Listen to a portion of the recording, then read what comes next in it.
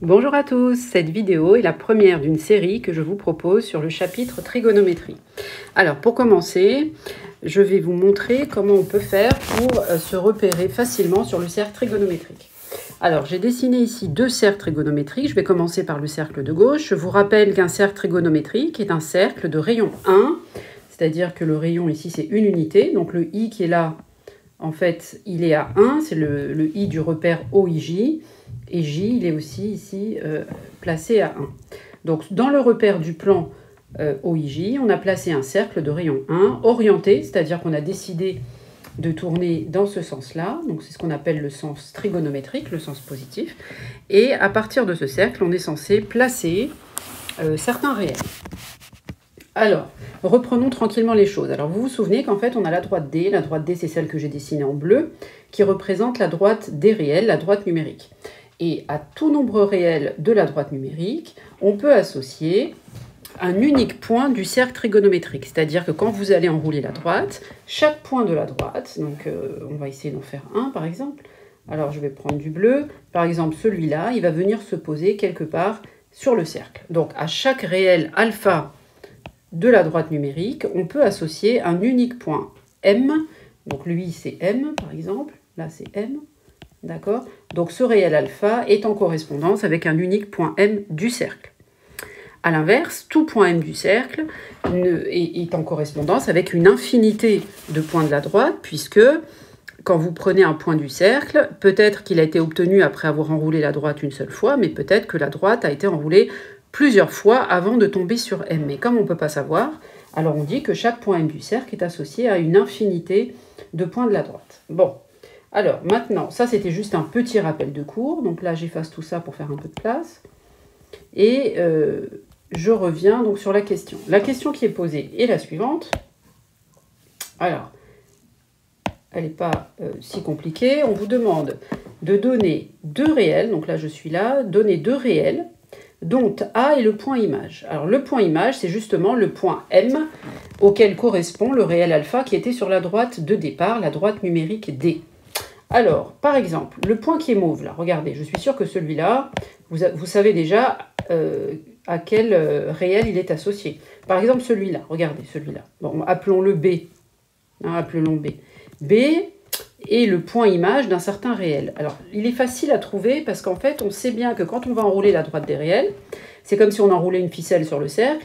Donc, en fait, la longueur nécessaire de ficelle correspond à la longueur parcourue sur le cercle. Donc là, ici, vous voyez que si je viens poser ici, comme ça, je viens tourner, je vais parcourir la moitié du cercle, et la moitié du cercle, la longueur de la moitié du cercle, c'est pi. Pourquoi? Parce que le cercle a pour rayon 1, et que la longueur totale d'un cercle de rayon 1, comme c'est 2 fois pi fois 1, puisque le rayon vaut 1, la circonférence d'un cercle, c'est sa longueur, ça fait 2 fois pi fois r. Mais comme c'est 1, donc la longueur totale de ficelle nécessaire pour faire le tour du cercle en entier, c'est 2 pi. Donc si vous voulez faire la moitié du cercle, de combien est-ce que vous allez avoir besoin? De là jusqu'à là-haut, vous allez avoir besoin de pi comme longueur. Et quand vous allez avoir pi comme longueur, quand vous allez le poser, ça va venir exactement se poser sur la moitié du cercle. Parce que c'est la longueur de ficelle nécessaire pour faire la moitié du cercle. Ok, donc ça c'est facile à comprendre, je pense.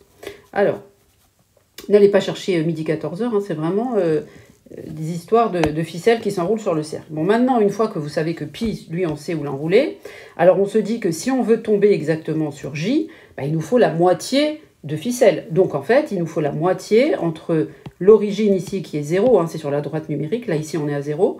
Donc, si on est à mi-chemin entre 0 et pi, c'est qu'on est à pi sur 2. Donc, ici, on voit que ici, ça va être pi sur 2. C'est pi sur 2 qui va venir se poser ici. De la même façon, là j'ai mis pi sur 4. Comment je sais que c'est pi sur 4? Parce que c'est la moitié de la distance entre 0 et j. Hein, entre le 0, bon, le point I, disons, et j. C'est l'arc de cercle IJ. Sa longueur, c'est pi sur 2. Et la moitié, donc, c'est forcément la moitié de pi sur 2, c'est-à-dire pi sur 4. Donc la moitié de pi sur 2, c'est pi sur 2 divisé par 2. Et quand on divise une fraction, ça revient à multiplier son dénominateur. Donc ça fait pi sur 2 divisé par 2, ça fait pi divisé par 2 fois 2, c'est-à-dire pi sur 4. Donc là, je sais que pi sur 4 est là. Viendra se poser là, si vous voulez. Hein, d'accord? Bon. Alors, cette histoire de droite réelle, vous devez la voir en arrière-plan dans votre tête, mais vous n'allez pas passer toute votre vie à la tracer. Il faut juste la voir dans la tête. Une fois que vous l'avez dans la tête, vous l'avez fait une fois. Après, vous n'êtes pas obligé à chaque fois de le faire. Vous savez que de 0 jusqu'à B, c'est pi, parce que c'est la moitié du cercle. Jusqu'à J, c'est la moitié de la moitié, c'est pi sur 2 qui est là. Et puis après, on déduit les autres. Alors ici, lui, il est pi sur 4. Et la question qui est posée, c'est donner deux réels, dont le point image est A. Donc en fait, on se demande quel est le réel qui va venir se poser sur A. Alors réfléchissons. Le premier réel qui va venir se poser, après un premier tour de la droite numérique dans le sens positif, là comme ça, eh bien c'est, on va aller de I jusqu'à J, donc ça fait pi sur 2, et puis on va rajouter le petit bout entre A et J, qui est ici, et donc celui-là il a pour longueur pi sur 4, et donc en fait ça fait pi sur 2 plus pi sur 4. Bon, autrement dit, on peut aussi dire que ça fait une fois pi sur 4, c'est-à-dire cette petite longueur, là que je mets en mauve, 2 fois pi sur 4, c'est cette deuxième longueur, et finalement on en rajoute encore une, et donc ça fait combien? Ça fait 3 fois pi sur 4. D'accord? Donc le premier, on peut dire que le point A, il est associé au réel 3 pi sur 4. On peut dire ça. Mais il n'est pas associé, je vais effacer un peu tout ça, il n'est pas associé que à 3 fois pi sur 4. Il est associé à quoi aussi? Alors vous allez réfléchir 2 minutes. Si on faisait un tour en plus, et si j'avais eu envie de faire un tour en plus, hein, alors j'ai bien le droit d'avoir envie de faire un tour en plus. Alors le point A, j'ai dit qu'il était associé à 3 fois pi sur 4. Si j'avais voulu faire un tour en plus, j'aurais été jusqu'à, j'aurais fait tout un tour, donc c'est-à-dire j'aurais fait 2 pi, puisqu'un tour c'est 2 pi, et j'aurais ajouté la longueur nécessaire pour revenir jusqu'à A, et on a dit que c'était 3 pi sur 4. Donc ça, par exemple, ça fait 11 pi sur 4, ça c'est 11 pi sur 4, ça c'est si jamais j'avais fait un tour en plus. Donc le point A, il est aussi associé à 3 pi sur 4 et aussi à 11 pi sur 4. Comment j'ai trouvé 11 pi sur 4? J'ai fait 2 pi plus 3 pi sur 4 en réduisant au même dénominateur. Il y avait plus simple que ça. On pouvait aussi passer par le bas, c'est-à-dire qu'on pouvait enrouler le bas ici, comme ça, le faire tourner dans l'autre sens, comme ça, arriver jusque-là. Alors si je fais dans l'autre sens, qu'est-ce qui se passe? Combien j'ai parcouru sur le cercle? À chaque fois que je parcours un petit bout, là, que je suis en train de vous montrer en ce moment même à l'écran, ça fait pi sur 4 comme longueur. Mais sauf que je suis dans les négatifs, hein, donc ça fait moins pi sur 4. Moins pi sur 4 encore, là ça fait moins pi sur 2, moins 3 pi sur 4, moins 4 pi sur 4, et finalement, j'arrive jusque là, ça m'en fait moins 5 pi sur 4. Donc le point A est aussi associé à moins 5 pi sur 4. Et il est associé en fait à une infinité de nombres, puisqu'il suffit de rajouter des tours, de passer par l'autre sens. Ben, vous voyez, on a tout un tas de façons de faire pour arriver au point A en partant de la droite numérique. D'accord? Donc voilà pour le premier exercice. Finalement, ce qu'il faut retenir, c'est que quand vous avez coupé le cercle en 4, vous avez fabriqué des longueurs pi sur 4, pi parce que c'est la moitié du cercle, et si vous l'avez partagé en 4, 1, 2, 3, 4, ça fait pi, donc pi c'est la moitié du cercle, que vous divisez en 4, donc à chaque fois, là, vous avez des pi sur 4. Pi sur 4, pi sur 4, pi sur 4, pi sur 4. Bon. Après, si vous allez de O jusqu'à A, il faut vous demander combien de fois vous avez fait pi sur 4. Si vous passez de l'autre côté, il faut vous demander, en passant de l'autre côté, donc forcément du coup c'est négatif, combien de fois vous avez fait pi sur 4. Ok? Donc quand on a divisé en 4, forcément, le réel qui est associé au point en question, c'est des multiples de pi sur 4. Bah, par exemple, regardez, si je mets ce point-là, je vais l'appeler, je sais pas, H. Voilà, je vais l'appeler H. Celui-là, on peut se demander à quel réel il est associé. Qu'est-ce que vous en pensez? Celui-là. Celui-là. À quel réel il est associé? Eh bien, vous avez deux façons de faire. Soit vous passez par les positifs, vous enroulez la droite réelle, il faut vous demander combien de pi sur 4 vous avez parcouru pour arriver jusqu'à H. Comment je sais que c'est des multiples de pi sur 4? Parce que le cercle est divisé en 4. Le demi-cercle est divisé en 4. Ensuite, je peux passer de l'autre côté. Donc si je passe dans les positifs, ça fait jusqu'à pi, c'est-à-dire 4 fois pi sur 4, et j'en rajoute 1 là, le petit bout qui est là. Donc finalement, ça fait 5 fois pi sur 4. Donc lui, il est associé à 5 fois pi sur 4.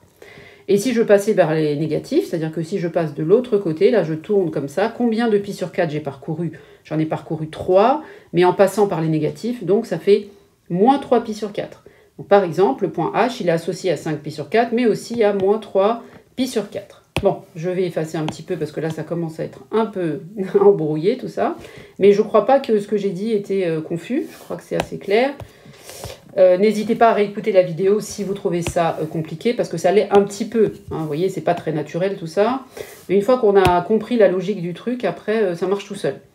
comme je vous dis toujours, en maths, en fait, il faut réussir à rentrer dans la logique de ce qui se passe. Donc là, ici, c'est la droite réelle qui s'enroule sur le cercle. C'est ça, la logique de l'affaire.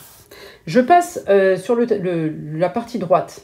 Pardon. Alors, la partie droite, je suis là, données de réel, dont D est le point image. Donc là, c'est la même question. Donc le point D qui est ici, c'est le point image de plusieurs réels, d'ailleurs d'une infinité de réels, hein, pas plusieurs seulement.